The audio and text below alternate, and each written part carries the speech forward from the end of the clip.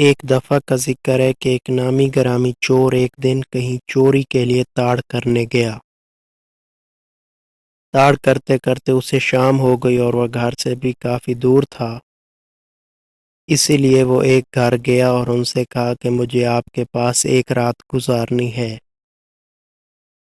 وہ چور بہت مشہور تھا، اسی لیے انہوں نے پہچان لیا اور سوچنے لگے کہ اب اسے کیا جواب دیں کہ اگر ہم اسے رات اپنے پاس نہیں ٹھہراتے تو یہ اسی غصے کی وجہ سے ہماری چوری نہ کر لے، اور اگر ٹھہراتے ہیں تو پھر بھی ہماری یا محلے سے کسی دوسرے کی چوری کر کے نہ بھاگ جائے، اور الزام ہمارے اوپر لگے گا کہ آپ نے اسے رات اپنے پاس ٹھہرایا ہوا تھا۔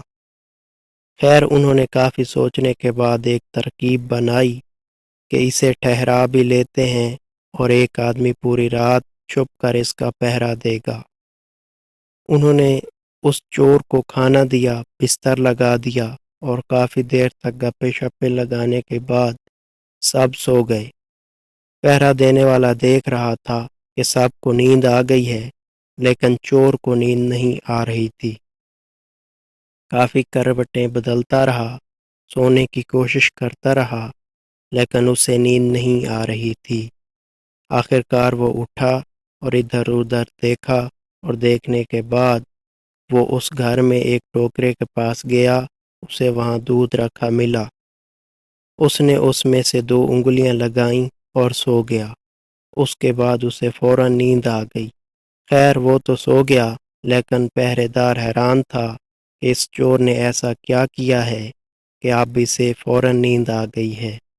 امن امان سے دن ہوا، انہوں نے اسے صبح کا کھانا دیا، اور چور کھانا کھا کے ان کا شکریہ ادا کر کے جب جانے لگا تو جو آدمی اس کا پہرا دیتا رہا، اس نے اس سے کہا کہ جاتے جاتے ایک بات تو بتاتے جاؤ کہ رات آپ کو نیند کیوں نہیں آ رہی تھی؟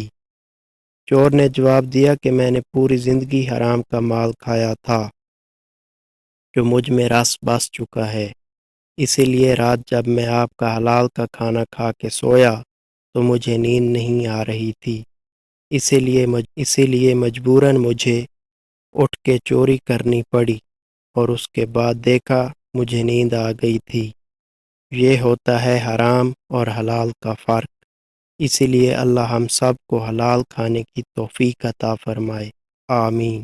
ایسی مزید کہانیاں سننے کے لیے ہمارا چینل ضرور سبسکرائب کریں۔ شکریہ۔